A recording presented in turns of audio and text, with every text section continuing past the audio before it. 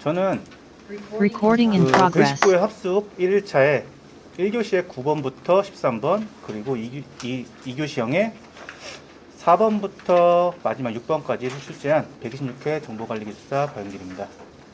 바로 시작을 하도록 할게요. 9번 문제 아리드입니다. 이 아리드는 아키텍처를 평가를 할 때 사용하는 게 아리드예요. 아키텍처 평가를 할 때 사용을 하는데 이게 특징이 아키텍처의 부분적인 품질 요소를 평가가 가능하다. 그래서 부분적인 품질 요소를 평가가 가능하니까 아직 완성되지 않은 아키텍처에 대한 평가도 가능합니다. 그래서 이걸 어떻게 평가를 하냐면 시나리오를 만들어요. 그래서 시나리오를 만든 거를 가지고 의사 코드를 생성을 해서 검증을 해서 아키텍처를 평가를 합니다.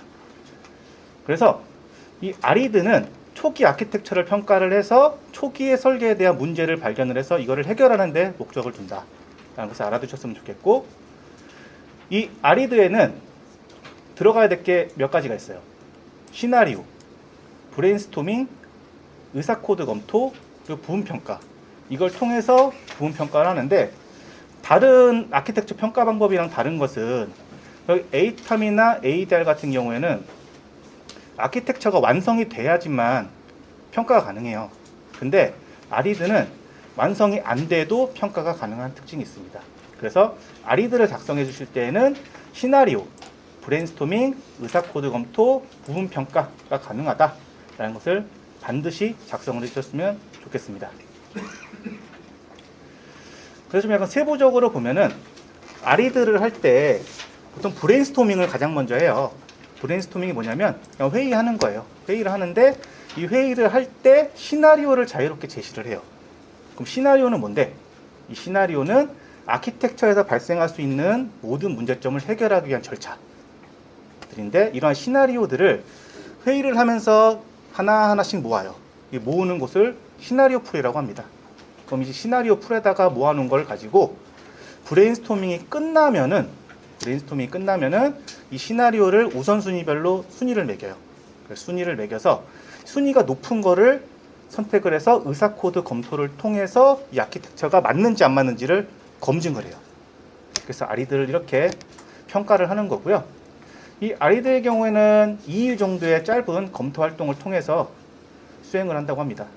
사전 미팅 1일과 검토 미팅 1일을 통해서 수행을 한다라는 것을 알아두셨으면 좋겠습니다. 다음 문제로 넘어갈게요. 죄송합니다.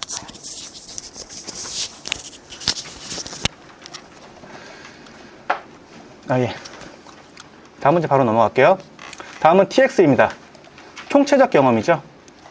이 총체적 경험은 다양한 경험들이 있어요. UX도 있고 EX도 있고 다양한 경험이 있는데, 이러한 다양한 경험을 서로 공유하면서 연결점과 교차점을 만들어서 문제를 해결하는 방법이에요. 그래서 여러 가지 경험을 통해서 문제를 해결하기 위해 사용한다라는 게 TX이고, 이 TX는 여러 가지들이 있겠지만 저는 4가지는 반드시 작성을 해줬으면 좋겠습니다.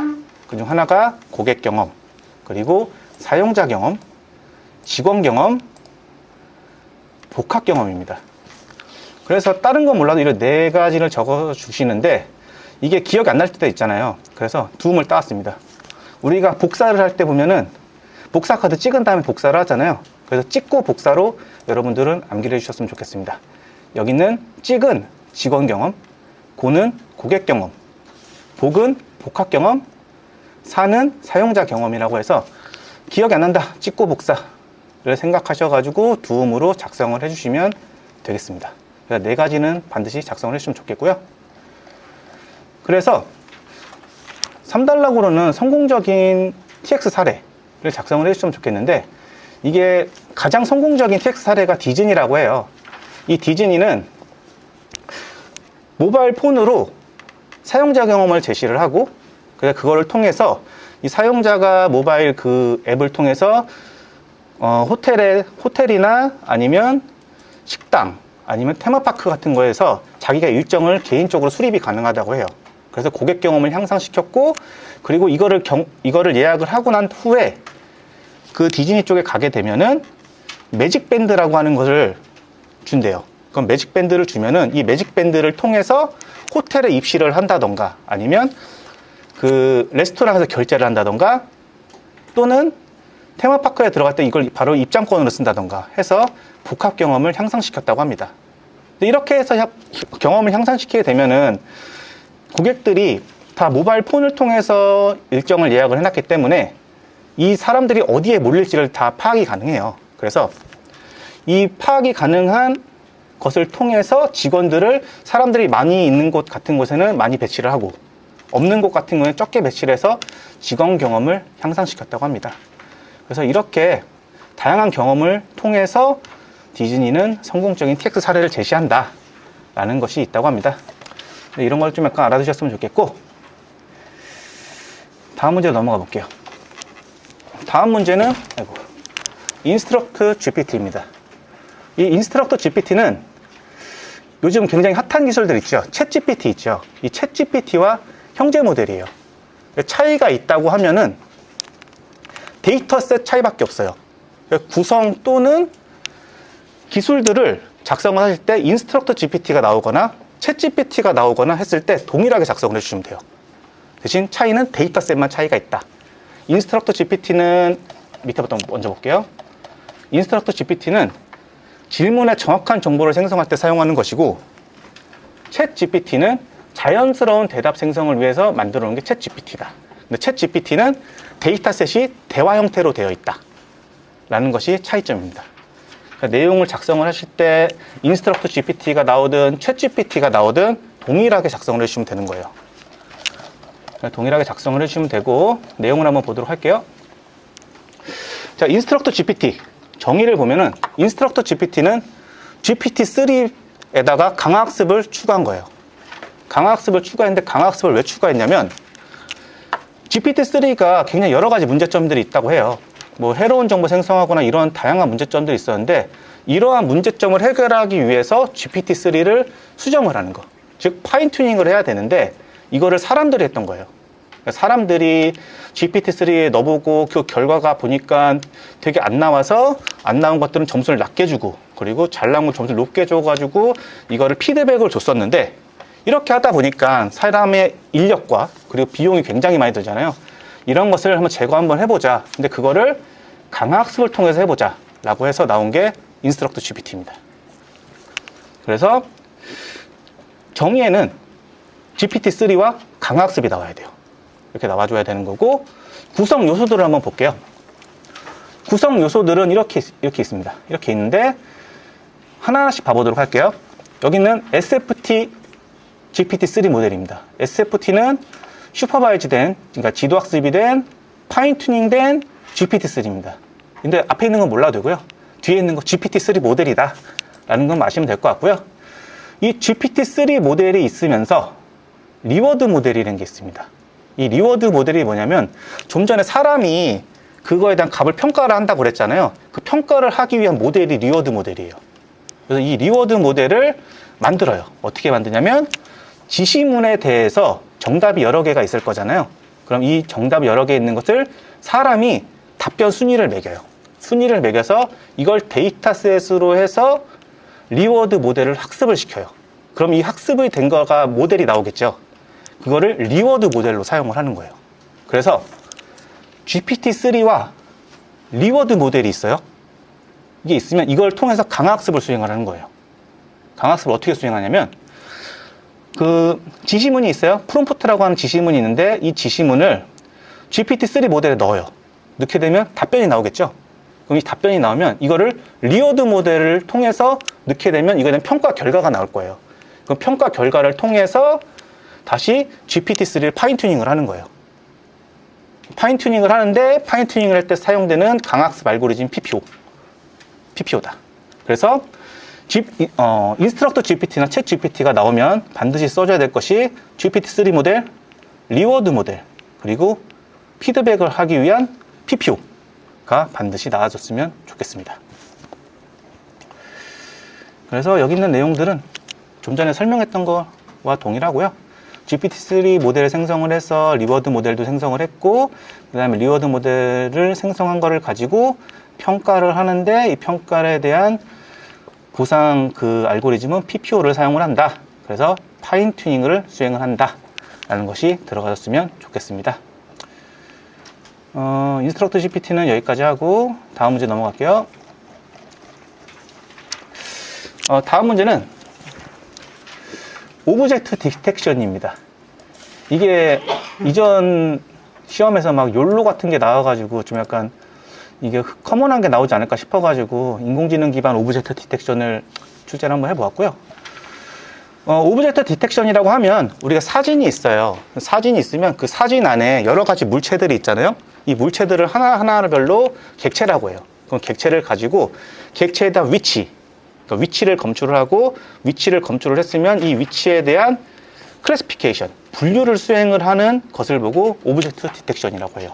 그래서 위치 검출과 클래시피케이션을 수행을 하는 것이 오브젝트 디텍션이다.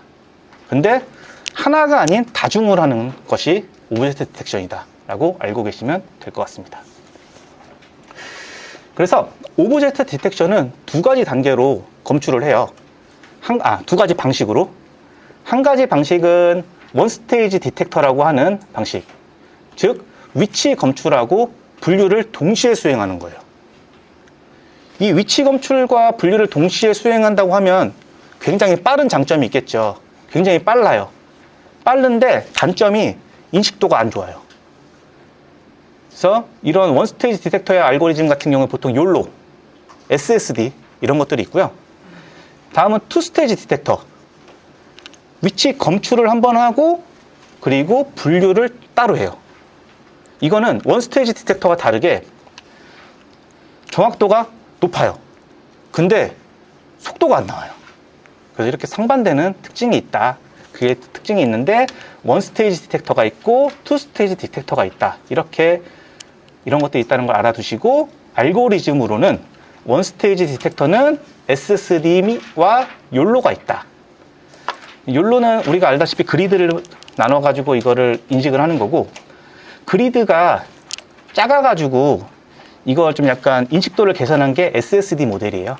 이런 것도 있다는 것 좀 알아줬으면 좋겠고 그리고 투스테이지 디텍터로는 우리가 그냥 기본적으로 알고 있는 RCNN 객체 검출을 위한 거의 초기 모델인 RCNN이 있고 이 RCNN을 개선한 속도를 개선한 퍼스트 RCNN이 있는데 이 퍼스트 RCNN은 ROI 풀링이 반드시 들어가줘야 돼요. 키워드로 들어가줘야 되고 그리고 퍼스트 RCNN이 CPU 기반으로 돌거든요. 좀 빠르게 처리가 불가능해요. 그래서 더 GPU 상황에서 빠르게 처리가 가능하게 하도록 퍼스트 RCNN이라는 게 나왔어요. 이 퍼스트 RCNN은 RPN 이란 네트워크가 반드시 들어가줘야 된다 라고 합니다. 그래서 3단락으로 이 두 가지를 비교를 해봤어요. 원스테이지는 정확도가 낮아요. 대신 빨라요. 45프레임 이상의 인식도가 있어요. 근데 투스테이지는 느려요. 느린데 식별 정확도가 굉장히 높다라는 차이가 있고요.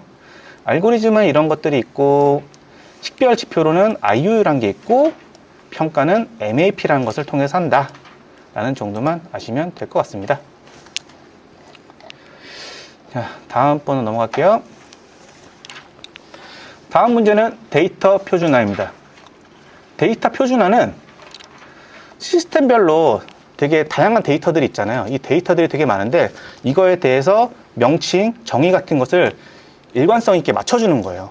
그래서 일관성 있게 맞춰주면은 좋은 게 서로 간에 대화를 할 때 동일한 데이터를 보고 얘기를 하기 때문에 대화하기 굉장히 편하겠죠. 편하고 이거를 변환을, 그러니까 인터페이스를 통해서 통신을 한다고 했을 때 동일한 데이터가 있기 때문에 이거를 변환할 필요가 없어요. 그래서 비용적으로도 더 좋다. 그래서 데이터 표준화를 한다. 고 하고요. 이 데이터 표준화에서는 구성 요소들이 있어요. 세 가지 구성 요소가 있는데 하나는 데이터 표준, 그리고 데이터 표준 관리 조직, 그리고 데이터 표준화 프로세스가 있습니다. 데이터 표준화가 나오면 데이터 표준과 조직과 프로세스는 반드시 적어줬으면 좋겠습니다. 그래서 표준에 보면은 표준에는 가장 말의 최소 단위인 표준 단어가 있어요. 그리고 이 단어 말에 대해서 그 길이나 그 형태를 제시하는 도메인이란 게 있고 우리가 알고 있는 그냥 일반적인 코드가 있고 용어가 있습니다. 보통 단어를 통해서 이 단어에 도메인을 붙이고 코드를 붙여서 용어가 이렇게 도출이 되는 경우가 많더라고요. 그래서 데이터 표준 요소로는 단어, 도메인, 코드, 용어가 있고, 그 다음에 이거를 관리하는 관리 조직이 있어요. 관리 조직이 있고, 이 조직은 데이터 표준화 프로세스를 통해서 이 데이터 표준화를 관리를 해요. 관리를 하는데, 보통 요구사항 수집하고 표준 정의하고 확정하고 관리를 하는데, 이게 표준을 정의함에 있어서 그냥 아무렇게나 막 정의하면 안 되잖아요. 그래서 중요한 게 표준화 원칙. 이 표준화 원칙이 기준입니다. 이 기준을 통해서 표준을 정의를 하고 확정을 하고 관리를 수행을 해요. 그래서 프로세스에는 표준화 원칙이 들어가야 된다. 하고 3단락으로는 이렇게 데이터 표준화를 했어요. 했고 관리를 했는데 이 우리만 쓰면 좀 안 좋잖아요. 공공도 써야 되고 사기업도 써야 되고 다른 쪽에 다 썼으면 좋겠어요. 그래서 이거를 표준화 참조 모델로 만들어서 다른 쪽에도 쓸 수 있게 만들면 좋지 않을까라고 싶어서 3단락을 이렇게 구성을 한번 해보았습니다. 예, 다음 문제로 넘어갈게요. 좀 혹시 빠르시나요? 아, 예, 이대로 가겠습니다. 예, 시간이 없어가지고. 예. 다음은 활성화 함수입니다. 활성화 함수는 우리가 인공신경망에서 학습을 할 때 출력층으로 나오기 위해서 입력층에 있는 신호를 출력층으로 보내기 위해서 출력 신호를 강도를 세게 한다거나 약하게 한다던가 하고, 그리고 출력 신호를 비선형으로 표시하기 위해서 활성화 함수를 사용을 합니다. 그래서 활성화 함수에 대한 정의는 이렇고, 이런 문제들은 굉장히 내가 알고 있는 것들을 전부 다 많이 풍부하게 적어줬으면 좋겠어요. 그래서 활성화 함수의 유형으로는 시그모이드 함수, 하이퍼볼릭 탄젠트, 그리고 렐루, 리키렐루, 엘루 함수 같은 것들이 있고요. 보통 작성을 해주실 때 그래프를 작성을 해주시는데, 그래프는 그냥 모양만 똑같이 작성을 해주시고 구간을 좀 약간 잘 작성해 주시면 좋습니다. 보통 그 구간에 의해 가지고 값이 왔다 갔다 하거든요. 그래서 각각의 특징을 보면 시그모이드 함수는 일반적인 함수인데 함수값 중심이 0이 아니어서 학습이 느려질 수가 있어요. 그래서 이거를 개선한 함수가 하이퍼볼릭 탄젠트 함수예요. 보면은 아까 시그모이드 같은 경우는 0에서 1로 갔었는데 얘는 마이너스 1에서 1로 가죠. 그래서 이렇게 하이퍼볼릭 탄젠트 함수를 썼는데 얘는 단점이 우리가 알고 있는 그레디언트 베니싱 문제가 난다. 그래서 이거를 해결하기 위해서 렐루 함수를 썼어요. 렐루 함수를 썼는데 이 렐루 함수는 구간이 0부터 무한대까지의 구간이에요. 근데 0 이하, 그러니까 x가 0 이하인 걸 보면 다 0으로 되어 있기 때문에 뉴런이 죽을 수 있는 단점이 있어요. 그래서 이 단점을 극복하기 위해서 리키렐루라는 게 나왔고, 위에서보다 좀 다른 점이 이게 좀 밑으로 내려갔죠.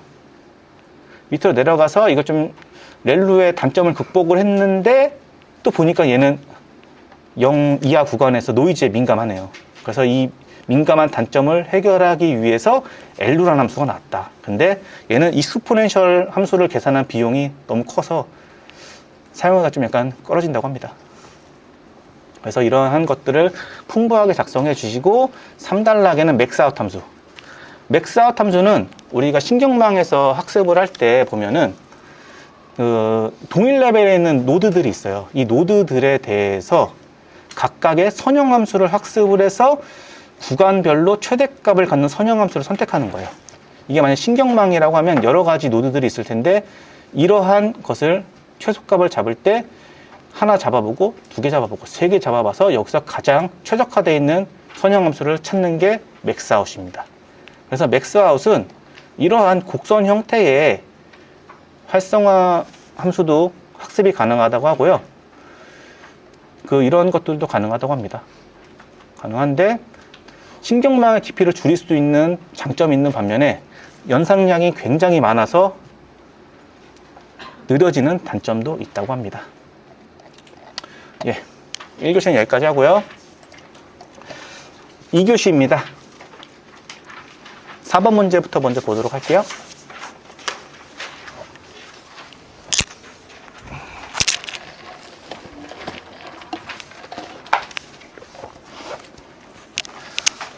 예, 4번 문제 시작하도록 하겠습니다. 4번 문제, 또 신경망입니다. 신경망에서 비용함수의 종류와 최적화 알고리즘에 대한 종류를 작성하는 문제입니다. 보통 신경망에서 데이터를 학습을 할 때 데이터셋이 있고 신경망이 있다고 하면은 이 데이터셋을 입력으로 해서 신경망을 학습을 시켜요. 신경망을 학습을 시켜서 학습된 모델이 나오거든요. 그럼 그 모델에다가 데이터셋을 넣어봐요. 그러면 출력값으로 이거에 대한 예측값이 나오거든요. 그럼 그 예측값과 원래 넣었던 데이터셋의 값을 비교를 해요. 이때 쓰는 게 비용함수예요. 비용함수를 계산을 하게 되면 여기서 오차가 나와요. 오차가 나오는데 이 오차를 최소화하는 방향으로 파라미터를 최적화하는 걸 보고 옵티마이저라고 합니다. 그래서 이 해당 문제를 작성을 해주실 때 비용함수의 유형과 여기 있는 최적화에 대한 내용을 작성을 해주시면 되는데, 비용함수에 대한 유형은 이렇습니다. 리글레이션과 클래시피케이션 나눠주고요. 여기는 리글레이션은 회귀이고 클래시피케이션은 분류입니다. 이때 사용되는 비용함수는 MA, MSE, RMSE, 그리고 바이너리 크로스 엔트로피, 크로스 엔트로피 등이 있고요. 이런 것들을 최대한 많이 작성해 주시면 좋고 식도 작성해 주시면 좋습니다. 근데 식이 기억 안 날 때에는 말로 써주시면 좋겠습니다. 그래서 이렇게 코스트 펑션을 구했어요. 코스트 펑션을 구해서 오차가 나왔는데 이 오차를 최소화해야 돼요. 그거를 보고 옵티마이저라고 하는데, 이 옵티마이저는 우리가 일반적으로 알고 있는 그레디언트 디센트입니다. 근데 이 그레디언트 디센트는 단점이 모든 데이터셋을 한 번씩 다 돌린 다음에 그 가중치를 업데이트를 해요. 그래서 정확도는 높은데 느려요. 느려서 좀 더 빨리 해보자, 좀 데이터를 뽑아가지고 좀 빨리빨리 최적화를 수행할 수 있게 해보자라고 해서 나온 게 SDG입니다. 근데 이 SDG를 써보니까 로컬 미니마에 빠져요. 이게 최소점이 글로벌 미니마가 있고 로컬 미니마가 있는데, 이 로컬 미니마라는 곳에 빠져버리는 단점이 있어요. 그래서 이거를 좀 극복해 보고자 여기다 가속도를 한번 붙여보자 라고 해서 나온 게 모멘텀입니다. 이 모멘텀은 여기 시계 보면 A가 있잖아요. 여기 A. 이 A가 가속도입니다. 그래서 가속도를 통해서 가는 방향으로 좀 약간 빠르게 갈 수 있도록 하는 게 모멘텀이란 게 있고, 우리가 그레디언트 디센트를 보면은 거기에 러닝 레이트가 있잖아요. 근데 이 러닝 레이트가 보통 상수에서 고정이에요. 러닝 레이트를 2로 설정했으면 그냥 2로 그냥 쭉 가는 거예요, 이게. 근데 이거를 좀 빨리 가야 되는 것은 좀 값을 좀 크게 해주고, 그리고 적게 가도 되는 것은 되게 적게 해주고, 이렇게 가변적으로 바꿀 수 있게 해주는 게 에이다 그리드입니다. 그래서 이렇게 왔다 갔다 이렇게 러닝 레이트를 변경할 수 있게 해서 최적화를 한번 해보자 해서 나온 게 에이다 그리드고, 근데 이 에이다 그리드는 이게 어느 정도 학습을 진행을 하게 되면은 강도가 약해지는 단점이 있어요. 왜냐면 이전에 있던 기울기를 계속 더하면서 가기 때문에 이게 그 학습 진행 때 강도가 약해진다. 그래서 이걸 좀 개선해보자라고 해서 나온 게 RMS 프롭입니다. 이 RMS 프롭은 지수 이동 평균을 써가지고 이전에 있던 에이다 그리드의 단점을 극복을 했다라는 그런 최적화 방식이고요. 다음은 아담입니다. 아담은 에이다 그리드와 모멘텀, 가속도의 특징을 조합을 해서 최적화를 수행하는 알고리즘입니다. 실무에서 지금 제일 많이 사용하는 알고리즘이고요. 그냥 처음에 신경망 학습할 때 옵티마이저 처음에 아담 잡고 시작합니다. 모르겠으면 아담 넣고 시작한다 알고 계시면 될 것 같습니다. 그래서 4단락으로는 기울기 소실 및 방어, 폭주 방어 방안에 대해서 써봤는데요. 우리가 알고 있는 일반적인 그레디언트 베니싱, 이거를 해결하기 위해서 활성함수를 변경을 하자. 그래서 기울기 소실을 막아보자 라고 해서 사용하는 게 렐로와 리키렐로. 그리고 그 1교시형에서 보면은 여기 렐로 함수가 있어요. 이 렐로 함수 보면 구간이 0부터 무한대잖아요. 무한대이기 때문에 기울기가 계속 발산하는 경우가 있어요. 그러니까 계속 쭉 나가는 거죠. 그래서 이걸 막기 위해서 그레디언트 클래핑이라는 걸 해줍니다. 이 그레디언트 클래핑이라고 하는 것은 그냥 최대값을 제한을 하는 거예요. 최대값을 내가 10으로 제한해 놓고 기울기가 20이라고 하면 그 20을 그냥 10으로 그냥 바꿔쳐 버려요. 이걸 보고 그레디언트 클래핑이라고 하는데, 이거를 통해서 기울기 폭주를 막자라고 하는 거고요. 그 다음에 가중치 초기화. 초기 가중치를 다양한 알고리즘을 통해서 랜덤으로 초기화를 해줌으로써 기울기 소실 및 폭주를 막자. 그래서 이러한 방식으로는 세이비어와 H 초기화가 있다. 그리고 정규화는 우리가 그 모델을 학습을 할 때 단계별로 이렇게 가는데, 이때 당시에 값을 평균과 분산을 조절해줘서 값의 범위를 한번 일정하게 해줘보자 해서 나온 게 정규화입니다. 그래서 이런 것도 있다라는 걸 알아두시면 좋겠고, 여기 있는 자료는 이거 되게 유명한 자료더라고요. 그냥 이거 하나만 보고 작성하셔도 될 것 같아요, 옵티마이저는. 그래서 이런 거 참고 자료로 놨으니까 한번 보시면 되겠습니다. 네, 다음 문제입니다. 다음은 모바일 앱 코드 서명키 탈취 공격과 KMS에 대한 내용입니다. 이 문제를 낸 이유는 제가 금융 쪽에 있는데 지금 금융 모바일 쪽에 있어요. 근데 모바일 쪽에서 굉장히 핫했던 게 이번에 페이코 키 유출.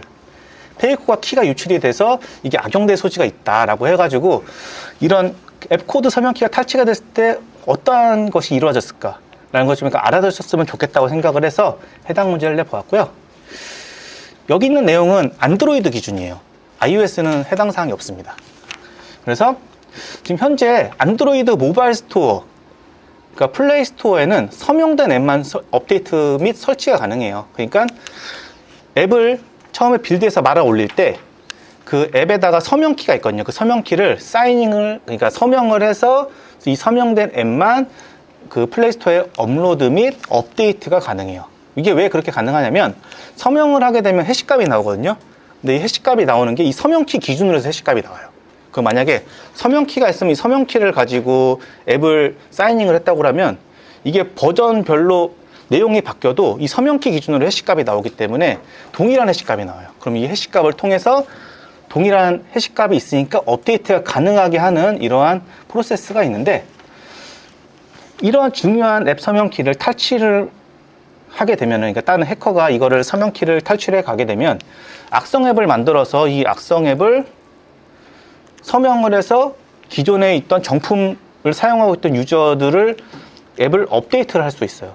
그래서 이런 것이 코드 서명키 탈취 공격이라고 하는데, 이것을 막기 위해서 키 관리를 굉장히 좀 잘해보자 라고 해서 나온 게 KMS라고 하는 키 관리 시스템이 있습니다. 그래서 좀 약간 자세히 한번 봐보면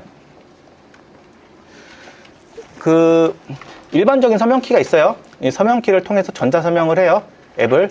그러면은 이러한 해시값이 나와요. 그럼 이 해시값이 나온 걸 통해서 구글 플레이에 올려요. 그러면 정상적인 사용자는 이 앱을 사용하고 있겠죠. 근데 이 서명키가 해커에 의해서 탈취가 됐어요. 이랬을 때 탈취가 된 서명키를 가지고 그 해커가 악성 앱을 만들어요. 여기 있는 앱과 동일한 기능을 하는 앱을 만들어서 이 서명키를 가지고 서명을 하게 되면은 이 악성 앱의 해시값과 정상 앱의 해시값이 동일하기 때문에 여기 정상 앱을 사용하고 있는 사용자는 이 앱을 통해서 업데이트가 가능해져요. 그렇게 되면은 이 사용자는 이 악성 앱이 설치가 되어 있는 것도 모르고 사용을 하다가 뒤에서는 개인정보 유출이나 이거를 미러링 해가지고 공격을 할 수가 있어요. 그래서 이런 것을 막기 위해서 키 관리를 굉장히 잘해야 된다. 그럼 키 관리를 뭘 통해서 할 건데, KMS라는 것을 통해서 합니다. 이 KMS는 키를 관리를 해주는 시스템인데, 이 키에 대한 라이프 사이클, 그러니까 생명주기, 생성부터 폐기까지에 대해서 관리를 해주고, 저장도 일반적인 DB에다 저장을 하거나 아니면 HSM이라고 하는 하드웨어 보안 모듈이 있어요. 이런 곳에다 저장을 할 수 있는 기능들이 있습니다. 그리고 허가된 사용자들만 접근할 수 있게 접근 제어가 가능하고, 그리고 키사나 ISMSP 이런 데에서 암호키 보안 정책들이 있어요. 그런 정책들을 바로바로 따를 수 있게 하는 키 정책 관리도 수행을 하고, 그리고 감사미 모니터링하고 하는 기능들이 있습니다.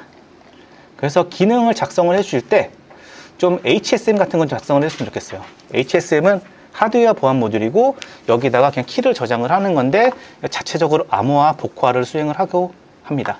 근데 이 HSM은 우리가 일반적으로 사용하는 USB 형태도 있고 네트워크를 통해서 하는 형태도 있고 PCI 방식으로 해가지고 카드 형식으로 이렇게 꼽는 방식도 있다고 하네요. 그래서 이런 걸 작성해 주셨으면 좋겠고, 그 다음에 정책 관리가 가능하고 모니터링도 할 수 있다. 그리고 4달러로는 우리가 요즘 클라우드 굉장히 핫하잖아요. 그래서 클라우드에서도 KMS가 있다. 그래서 이런 걸 쓰기 위해서는 여기 있는 사용자와 클라우드 산에 VPN을 연결해서 사용을 한다. 이 정도만 아시면 될 것 같습니다. 자, 다음 문제 가보도록 하겠습니다. 자, 다음 문제는 빅데이터 품질 관리 가이드를 기반으로 데이터 품질 관리 체계, 그리고 데이터 품질 관리 기준, 그리고 품질 진단 및 개선 절차에 대해서 설명하는 문제입니다. 이거는 2023년 정보관리기술사 그 출제 가이드에서 있는 내용이거든요. 빅데이터 품질 관리와 일반 데이터 품질 관리. 그래서 출제를 한번 해보았습니다. 그럼 데이터 품질 관리에 대해서 먼저 보면은 데이터 품질 관리는 데이터 관리 체계, 그리고 품질 관리 기준, 그리고 절차를 통해서 품질 목표를 설정을 해서 이거를 품질을 진단하고 개선하는 활동입니다. 여기 보면 데이터 관리 체계가 있어요. 이 관리 체계를 통해서 데이터를 수집을 하고 가공 분석을 하고 데이터 활용을 합니다. 근데 이거를 그냥 하는 것이 아니라 품질 관리 기준과 절차에 따라서 이거를 수행을 하는 거예요. 그래서 데이터 품질 관리에는 관리 체계와 기준과 절차가 들어가줘야 되고요. 문제를 보면은 데이터 품질 관리 체계로는 원조프, 원칙, 조직, 프로세스가 있습니다. 이거는 가이드라인에 있는 내용이라서 그냥 그대로 써주시면 될 것 같아요. 그래서 데이터 관리 원칙이 있고, 그 다음에 이거를 관리하는 조직이 있으며, 이 조직은 데이터 관리 프로세스를 통해서 여기 있는 데이터 관리 요소들을 관리를 하는데, 여기 있는 가이드라인에 보면 데이터 품질 관리와 연계 관리와 보호 관리밖에 없어요. 여기 표준 관리와 구조 관리는 내용이 없더라고요. 근데 여기 있는 표준 관리는 우리가 좀 전에 1교시 때 봤던 데이터 표준화 있죠? 그 표준화예요. 그리고 구조 관리는 그 데이터의 구조들, 그 ERD나 이런 애들에 대한 관리라는 걸 보고 구조 관리라고 합니다. 여기 있는 내용들을 한 번씩 보시면 될 것 같고요. 그래서 데이터 품질 관리 체계라고 나오면 원조프, 원칙, 조직, 프로세스를 반드시 작성해 주세요. 하시면 되고, 그다음 품질 관리 기준. 품질 관리 기준은 이건 어쩔 수 없습니다. 암기하셔야 될 것 같습니다. 다양한 기준들이 있어요. 한 몇 가지가 있는데, 완전성, 유효성, 일관성, 정확성, 유용성, 접근성, 적시성, 준비성, 보안성, 이게 있는데 두음을 따서 암기를 해주세요. 완유 일정, 유접적, 준보 이렇게 해서 두음을 따서 암기를 하시면 되는데, 기억이 안 난다 하면은 처음에 완전성과 유효성은 반드시 작성을 해주세요. 그리고 다음에 나오는 것들은 내가 생각나는 대로 이렇게 작성을 해주시면 되겠습니다. 그래서 완유 일정, 유접적, 준보 이렇게 작성을 해주시면 될 것 같고요. 품질 진단 및 개선 절차로는 품질을 진단을 해요. 품질 진단을 하고 그 다음에 개선을 수행을 하면 되는데, 품질을 진단을 할 때 이게 진단을 하는 것처럼 절차가 나오려고 하면 이 품질 진단을 어떤 걸 할 건지에 대해서 선정을 하는 게 있어야 돼요. 그래서 핵심 품질 관리 대상을 선정을 하고 그 다음에 품질 진단을 수행을 하는데, 그냥 하는 게 아닌 여러 가지 진단 기법들, 프로파일링, 업무 규칙, 체크리스트들 같은 것들을 통해서 품질 진단을 수행을 하고 이걸 분석을 해요. 그래서 분석이 나온 걸 가지고 개선을 수행을 하고 마지막으로 품질 통제를 하고, 품질 통제를 하면서 이게 지속적으로 이루어질 수 있도록 교육 그리고 모니터링 등의 품질 통제 활동을 지속적으로 수행을 해야 된다라는 내용이 나왔으면 좋겠습니다. 자, 마지막 문제입니다. 좀만 힘내주세요. 마지막 문제는 이게 대칭키 암호키 알고리즘과 비대칭키 암호 알고리즘을 작성하는 문제인데, 이게 하나씩 나오더라고요. 그래가지고 좀 전체적으로 크게 한번 준비 한번 해봤습니다. 보면 암호화는 단방향 암호화와 양방향 암호화가 있어요. 이게 뭐냐면, 단방향 암호화는 암호화를 했으면 복화가 안 되는 거예요.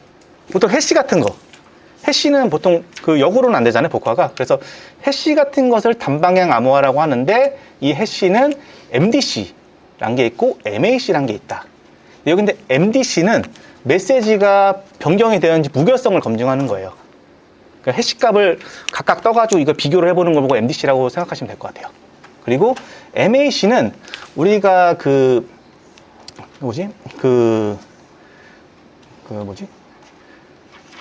전자서명할 때, 그러니까 그 전자봉투 쓸 때 보면 밑에 키로 말아가지고 그 밑에다가 메시지 밑에다 붙이잖아요. 그걸 보고 MAC라고 보시면 될 것 같습니다. 그래서 이러한 단방향 암호화가 있고 양방향 암호화도 있어요. 이 양방향 암호화는 암호화를 했으면 복화를 할 수 있는 거예요. 그래서 복화를 했으면 다시 암호화를 할 수 있는 거고, 그거 양방향 암호화라고 하는데, 키가 동일해. 암복호화 키가 동일한 걸 보고 대칭키라고 하고, 암복호화 키가 다른 걸 보고 비대칭키라고 해요. 그래서 여러 가지 방법을 통해서 암호화가 가능하다. 이런 것들이 있다. 라는 거 전반적으로 알아두셨으면 좋겠고요. 문제에 따라서 대칭키 암호화부터 먼저 볼게요. 대칭키 암호화 같은 암호 키를 사용해요. 암호화할 때, 복호할 때 키가 같습니다. 그래서 속도가 빨라요. 이런 빠른 장점이 있고, 유형으로는 블록 암호화와 스트림 암호화가 있는데, 블록 암호화는 일반적인 평문을 블록 단위로 나눠요. 나눠서 이걸 블록별로 암호화를 하는 걸 보고 블록 암호화라고 해요. 그리고 스트림 암호화는 평문을 스트림으로 변경을 해서 키와 같이 익스클루시브화 해가지고 결과를 암호화하는 것을 보고 스트림 암호화라고 합니다. 그래서 유형으로는 블록 암호화는 운영 모드로 ECB, CBC, OFB 이런 것들이 있고, 스트림 암호화는 동기식과 비동기식이 있어요. 그리고 암호화 알고리즘은 내가 아는 걸 다 작성해주면 좋은데, 실무에서 가장 많이 쓰는 게 AES. 저 같은 경우에도 AES 128과 256을 굉장히 많이 사용합니다. 그래서 AES는 써줬으면 좋겠다. 근데 만약 기억이 안 났을 때는 AES 시리즈로 도배를 해주시면 됩니다. AES 128, AES 192, AES 256 이렇게 해서 분량을 많이 늘려주세요. 하시면 될 것 같고, 다음은 비대칭 키입니다. 비대칭 키는 키가 달라요. 이게 암호화하는 키와 복호하는 키가 다른 그런 키를 가진 것을 보고 비대칭 키라고 하고요. 이걸 통해서 암호화를 하는 것을 보고 비대칭 키 암호화라고 합니다. 여기 있는 평문을 암호화할 때 공개 키로 암호화를 했으면 이 암호문을 공개 키로 풀 수가 없고 개인 키로만 풀 수가 있어요. 그래서 키쌍이 있는데 각각 암복호화하는 용도가 다르고요. 반대도 가능합니다. 이 평문을 개인 키로 암호화해서 복호화를 공개 키로 하는 것도 가능을 해요. 이거를 통해서 전자설명도 가능하고 암호화도 가능하다 라는 특징이 있다는 걸 알아두셨으면 좋겠고, 그리고 비대칭 키 암호화 알고리즘은 여러 가지가 있는데 가장 많이 쓰이는 게 RSA. RSA는 뭐 소인수분의 어려움을 통해서 뭐 암복호화를 하는 건데, 이 RSA가 굉장히 많이 쓰이고요. 근데 이 RSA는 좀 약간 느려요. 키 생성을 할 때 보통 8초 정도 걸려요. 우리가 그 웹사이트 로딩되는 게 좀 약간 3초 이상 넘어가면 되게 느리다고 생각을 하잖아요. 8초면 굉장히 느려요. 그래서 이거를 좀 약간 개선한 거가 ECC다. ECC가 있는데, ECC는 RSA보다 키가 짧다. 그래서 더 빠르다. 그리고 블록체인에 보면 우리 타운곡선 알고리즘 있잖아요. 그것 때문에 좀 약간 유명해졌습니다. 그래서 RSA와 ECC가 있다 라는 것을 알아두시고, 4단락으로는 다양한 암호 기술이 있다. 차세대 암호 기술로 PQC, 동형 암호, 경량 암호, 형태 보존 암호가 있다. 이런 것들을 다양하게 작성을 해주시면 되겠습니다. 제가 시간이 없어서 좀 약간 짧게 했습니다. 제가 준비한 내용은 여기까지고요. 여기 계신 모든 분들 129회 때 좋은 결과 있으셨으면 좋겠습니다. 그러면 1교시래. 1일차 합수 총평 마치도록 하겠습니다. 수고 많으셨습니다.